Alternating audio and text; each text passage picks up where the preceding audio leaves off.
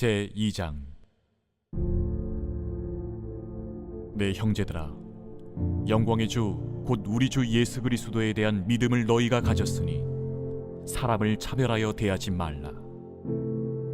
만일 너희 회당에 금가락지를 끼고 아름다운 옷을 입은 사람이 들어오고 또 남루한 옷을 입은 가난한 사람이 들어올 때에 너희가 아름다운 옷을 입은 자를 눈여겨보고 말하되 여기 좋은 자리에 앉으소서 하고 또 가난한 자에게 말하되 너는 거기 서 있든지 내 발등상 아래에 앉으라 하면 너희끼리 서로 차별하며 악한 생각으로 판단하는 자가 되는 것이 아니냐. 내 사랑하는 형제들아, 들을지어다. 하나님이 세상에서 가난한 자를 택하사 믿음에 부유하게 하시고 또 자기를 사랑하는 자들에게 약속하신 나라를 상속으로 받게 하지 아니하셨느냐. 너희는 도리어 가난한 자를 업신여겼도다. 부자는 너희를 억압하며 법정으로 끌고 가지 아니하느냐. 그들은 너희에게 대하여 일컫는 바 그 아름다운 이름을 비방하지 아니하느냐. 너희가 만일 성경에 기록된 대로 내 이웃 사랑하기를 내 몸과 같이 하라 하신 최고의 법을 지키면 잘하는 것이거니와 만일 너희가 사람을 차별하여 대하면 죄를 짓는 것이니 율법이 너희를 범법자로 정죄하리라. 누구든지 온 율법을 지키다가 그 하나를 범하면 모두 범한 자가 되나니 간음하지 말라 하시니가 또한 살인하지 말라 하셨은즉 내가 비록 간음하지 아니하여도 살인하면 율법을 범한 자가 되느니라. 너희는 자유의 율법대로 심판받을 자처럼 말도 하고 행하기도 하라. 긍휼을 행하지 아니하는 자에게는 긍휼 없는 심판이 있으리라. 긍휼은 심판을 이기고 자랑하느니라. 할렐루야. 네, 이른 새벽 우리 주님 전에 오신 믿음의 성도님들 환영하고 축복합니다. 자, 오늘은 말씀 야고보서 2장의 말씀으로 함께 은혜를 나누겠습니다. 야고보서 2장 1절에서는 이렇게 말씀하면서 시작을 합니다. 내 형제들아, 영광의 주 우리 주 예수 그리스도에 대한 믿음을 너희가 가졌으니 사람을 차별하며 대하지 말라. 이렇게 시작을 하죠. 그 우리 주 예수 그리스도에 대한 믿음이 있는 자들은 사람을 차별하지 않는다라는 겁니다. 그러면서 2절은 이렇게 말씀하죠. 만일 너희 회당에 금가락지를 끼고 아름다운 옷을 입은 사람이 들어오고 또 남루한 옷을 입은 가난한 사람이 들어올 때에, 성경은 이렇게 말씀하죠. 두 명의 예를 들어서 한 명은 아름다운 옷을 입고 금가락지를 낀 사람, 그리고 또한 한 명은 남루한 옷을 입은 가난한 사람이 들어올 때라고 비교하며 말씀합니다. 여러분, 이처럼 우리는 외모로 사람을 차별하여 대할 때가 분명히 있습니다. 1절에서 예수님을 영광의 주로 소개를 합니다. 사실 예수님을 예언한 이사야서 53장의 말씀을 보면 예수님의 모습은 고운 모양도 없고 형체도 없고 흠모할 만한 것도 없고 멸시 천대 받으신 분으로 묘사를 하고 있지요. 맞습니다. 예수님은 외모뿐만 아니라 그의 삶이 화려하지도 않았습니다. 예수님은 목수였고 또한 많은 비난을 받는 자였지요. 결국 십자가에서 처참한 죽임을 당했습니다. 그렇다면 우리가 영광의 주, 곧 우리 주 예수 그리스도에 대한 믿음을 가졌다라고 하는 의미는 무엇일까요? 바로 흠모할 것이 없던 예수님 안에 감춰져 있던 영광에 대한 믿음이라는 거예요. 겉으로 보기에는 화려하지 않지만 그 속에 감춰져 있던 영광에 대한 믿음이라는 것이죠. 바로 십자가에 감춰진 부활의 영광에 대한 믿음을 의미하는 겁니다. 그런데 반면 2절의 말씀을 보면 금가락지를 끼고 아름다운 옷을 입고 회당에 들어온 사람들과 남루한 옷을 입은 가난한 사람들이 소개가 되는데, 우리는 겉으로 보여지는 그러한 아름답고 화려한 것에 눈을 뺏기고 그 사람의 겉으로 보여지는 모습 때문에 그를 귀하게 여길 때가 많이 있다라는 것이죠. 그러나 하나님이 보시는 것은요, 남루한 옷을 입은 가난한 자들 속에 가려진 하나님의 영광이라는 것입니다. 여러분, 우리는 외모로 판단해서는 안 됩니다. 그 안에 감춰져 있던 하나님의 영광을 우리가 더욱더 주목해야 하는 것이죠. 외모를 보고 판단하는 것은 악한 생각입니다. 그리고 또한 악한 판단이라는 겁니다. 여러분, 우리는 세상 속에서 그러나 겉으로 보여지는 것에 더 많이 신경을 쓰며 살아가는 것이 사실 우리의 모습이죠. 내가 또한 어떻게 보여질까도 중요하게 여기지만 어떻게 보여지는 사람을 더욱더 환대하기도 합니다. 그러나 우리 믿음의 성도 여러분, 우리 안에 보이지 않는 것에 대한 믿음을 주목하고 우리가 더욱더 가난하고 어려워 보이는 사람들이라 할지라도 오히려 예수님 모시듯 살아가는 그러한 믿음의 성도들 되시기를 간절히 소망합니다. 그래서 우리가 겉으로 보여지는 그러한 모습에 차별하는 것이 아니라 그 안에 감춰져 있는 예수님의 참된 사랑에 우리가 주목하는 우리 믿음의 성도들 되시기를 간절히 소망합니다. 그러면서 5절에서 7절은 또 이렇게 말씀합니다. 가난한 자를 업신 여기지 말라라는 겁니다. 5절의 말씀에서 내 사랑하는 형제들아 들을지어다. 하나님이 세상에서 가난한 자를 택하사 믿음에 부유하게 하시고 또 자기를 사랑하는 자들에게 약속하신 나라를 상속받게 하지 아니하셨느냐라고 말씀하죠. 하나님께서는 가난한 자를 택하시고 믿음의 부유와 약속하신 나라를 상속해 주셨다. 그런데 왜 너희는 도리어 가난한 자를 업신여기느냐라고 우리들에게 묻는 것입니다. 6절에서 7절의 말씀을 보면 너희는 도리어 가난한 자를 업신여겼다라고 말씀하고 있죠. 여러분, 세상을 한번 보십시오.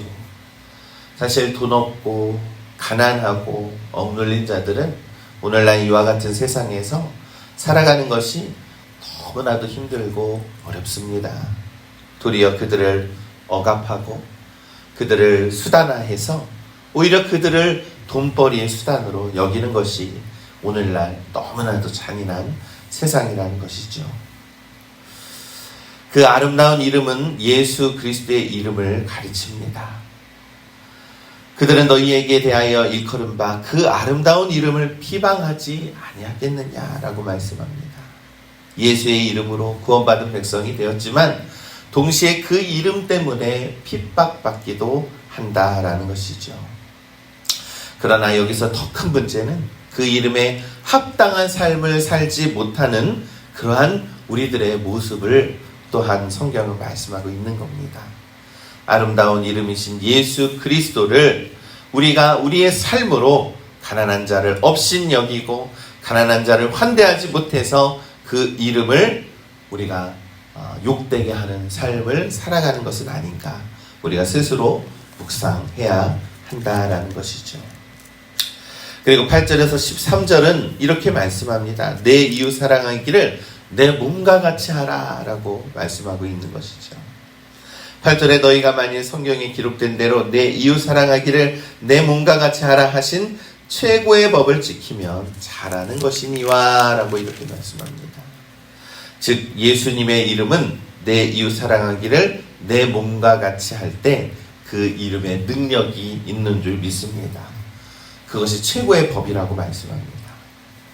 그렇다면 성경이 말하는 내 이웃은 누구를 의미하는 겁니까? 나를 중심으로 생각을 해서 나와 비슷한 환경의 사람, 나와 조건이 같이 비슷한 사람을 일컫는 것이 아니라는 것이죠.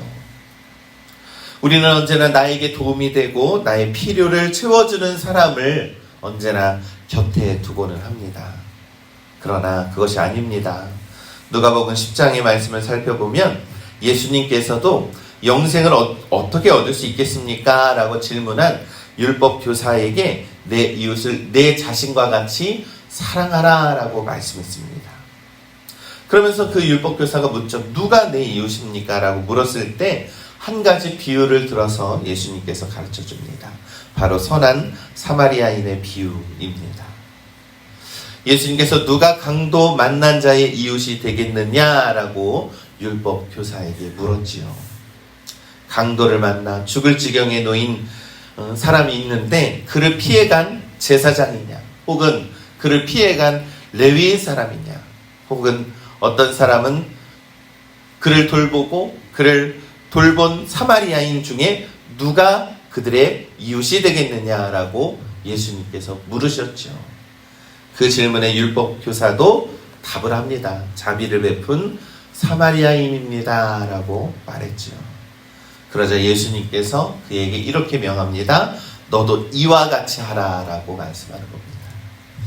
사랑하는 우리 믿음의 성도 여러분, 사실 우리는 우리의 세상의 이치는 나에게 도움이 되는 사람들을 늘 곁에 두고 살아가고 있습니다. 그러나 진정한 이웃은 우리보다 형편이 더욱더 어렵고 우리보다 너무나도 상황과 여건이 어려운 이웃인 줄 믿습니다. 때로는 우리와 맞지 않는다라고 하고 우리와 모습이 다르다라고 해서 차별해서는 안 된다라는 것이죠. 그 이웃을 내 몸과 같이 사랑할 때 비로소 영생을 얻는 백성으로 살아가게 되는 것이고 하나님의 이름이 빛나고 예수 그리스도의 이름의 영광이 빛나게 된다라는 사실을 우리가 잊지 말아야 합니다. 여러분, 마태복음서에서도 말씀하죠.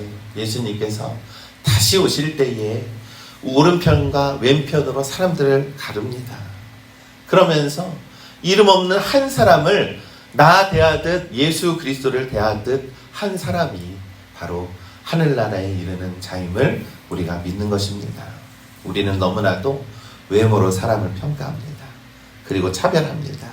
그것은 잘못된 것입니다. 우리가 오늘 성경의 말씀에서 2장 3절의 말씀을 보면 너희가 아름다운 옷을 입은 자, 여기에서의 이 아름다움이라는 것은요, 화려함을 뜻합니다. 우리는 언제나 화려한 사람을 쫓아서 그 사람을 곁에 두고 싶어 하지만 반면 오늘 말씀의 2장 7절에서 나오는 그 아름다운 이름, 예수 그리스도 이름 앞에 아름다운이라고 하는 뜻은요, 바로 가치 있다라고 하는 뜻입니다. 그 아름다운 이름을 지닌 예수 그리스도께서 바로 가치 있는 아름다움을 가졌다라는 것이죠.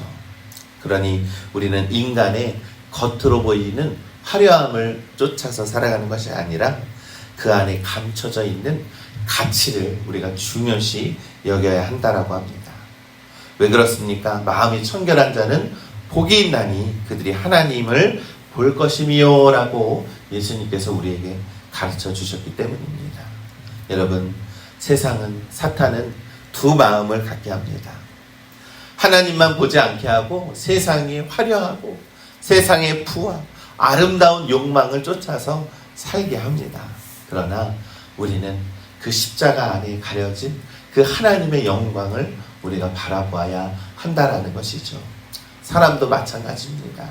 사람도 그 안에 감춰져 있는 참된 가치를 우리가 중요하게 여기고 그것을 추구하며 살아가야 하는 줄 믿습니다. 그러니 오늘 믿음의 성도 여러분, 오늘 우리의 삶의 자리에서 내가 과연 차별하는 것이 무엇이 있는지 한번 꼭 생각해보고 묵상해 보시길 간절히 소망합니다. 그러지 마시고 우리가 오히려 더 어려운 자들, 사람들이 업신 여기는 자들을 우리가 더 품어줄 수 있는 믿음을 가지시기를 간절히 소망합니다. 그것을 통하여서 하나님의 영광이 드러나고 그것을 통하여서 참된 아름다움이 무엇인지를 우리가 깨닫게 하는 줄을 믿습니다. 그래서 그 속에 감춰진 우리 하나님의 영광을 위해 살아가는 우리 모두가 되시기를 우리 주님의 이름으로 간절히 축원합니다.